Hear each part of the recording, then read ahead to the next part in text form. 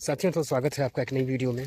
और आज मैं हूँ अपने फार्म पे, अपने गार्डन में। और मैं आपको दिखाने वाला हूँ कि जो हमने रंगीन किस्मों की जो आम हमने लगा रखी हैं, स्पेशली जो हमने Pusa ICAR Delhi Pusa plus CIFH Lucknow, जो कुछ वैरायटियाँ हैं जिसे हमने लगा रखा है, उनका क्या अपडेट है। तो आइए वीडियो के माध्यम से जानते हैं और आपको दिखाते हैं कि ये पौधे हमने, बता दूं कि पिछले साल हमने 2025 में मैं खुद जाकर दिल्ली पूसा में जो भारत सरकार का जो ICAR जो संस्थान है, जो कि आम पे रिसर्च कर रही हैं और भी अलग अलग चीज़ों पे रिसर्च करती हैं, बट बहुत सारी आम की जो नस्लें हैं, जैसे अरुणिमा, लालिमा, पीताम्बर, सूर्या, श्रेष्ठ, तो ये सारी आम, इनफैक्ट मल्लिका और आम्रपाली, ये सारी किस्में जो हैं वो ICAR दिल्ली के द्वारा ही रिलीज किया गया है काफ़ी वर्षों के रिसर्च के बाद। तो अभी जो लेटेस्ट कुछ वैरायटियाँ जो ICAR ने रिलीज की हैं, जैसे कि लालिमा, पीताम्बर, सूर्या, श्रेष्ठ, अरुणिमा, तो वही सारे हमने वैरायटियाँ अपने यहाँ लगा रखी हैं। इसके अलावा हमने आम की कुछ और नस्लें, विदेशी नस्लें, जैसे सेंसेशन, इरविन, कुछ अपनी देसी नस्लें जैसे केसर, अल्फांसो जिसको कि हापुस भी कहते हैं, वो इनको हमने हाई डेंसिटी पे लगाया है। नहीं अल्ट्रा हाई डेंसिटी पे नहीं, हाई डेंसिटी पे। हाई डेंसिटी मतलब कि हमने इसे 12-12 फीट की, 10 से 12 फीट की डिस्टेंस पे हमने लगाया है। एक्चुअली दिखा दूँ तो ये पहले हमारा बगीचा ही हुआ करता था, ये सारा, ये मालदा और इसमें एक जर्दालू है और ये हुआ करता है अभी भी। लेकिन बीच बीच में चूँकि ये हमने जो पौधे हैं ये हमने 40 फीट पे लगा दिया था पुराने तरीके से।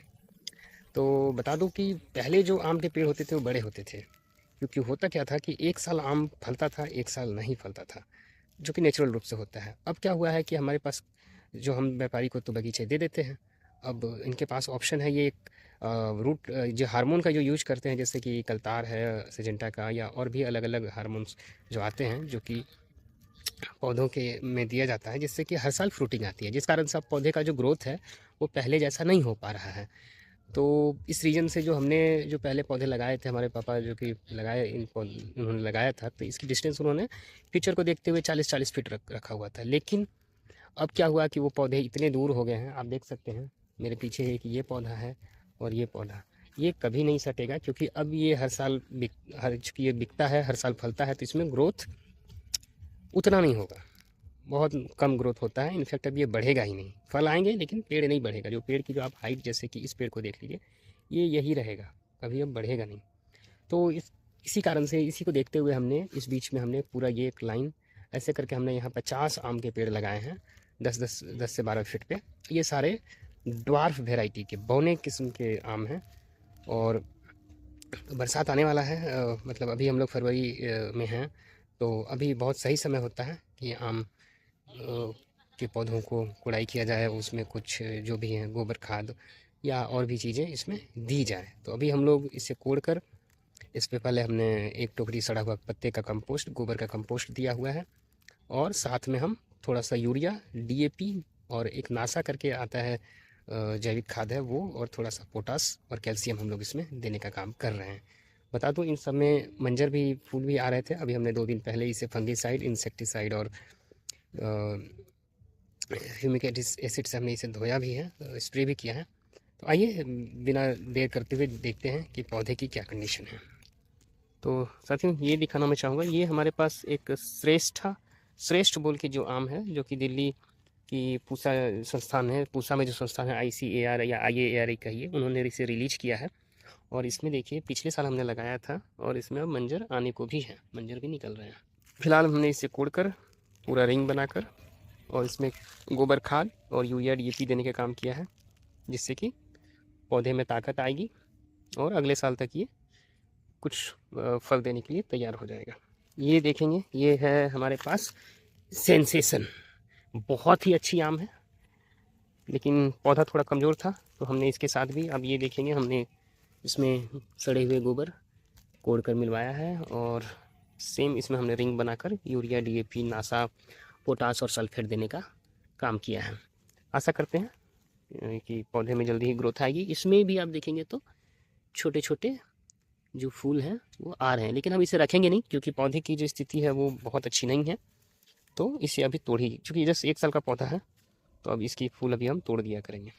अगला ये जो पौधा है, इसका नाम अभी मैं नहीं बता सकता क्योंकि वो डाउटफुल है। अब देख सकते हैं इसमें बहुत अच्छे मंजर आए हुए हैं, बहुत अच्छा फूल, पत्ता जिसको कि पत्ते के साथ जो मंजर आता है वो आया हुआ है। और तो इसमें मेरा एक इसको पहले किसी जानवर ने भी खा लिया था, आप देख सकते हैं, लेकिन स्टिल इसके नीचे से मंजर आ गए हैं और पौधे की स्थिति ठीक है। 1 साल का पौधा है, अगर नहीं खाता तो और भी अच्छा ग्रो करता।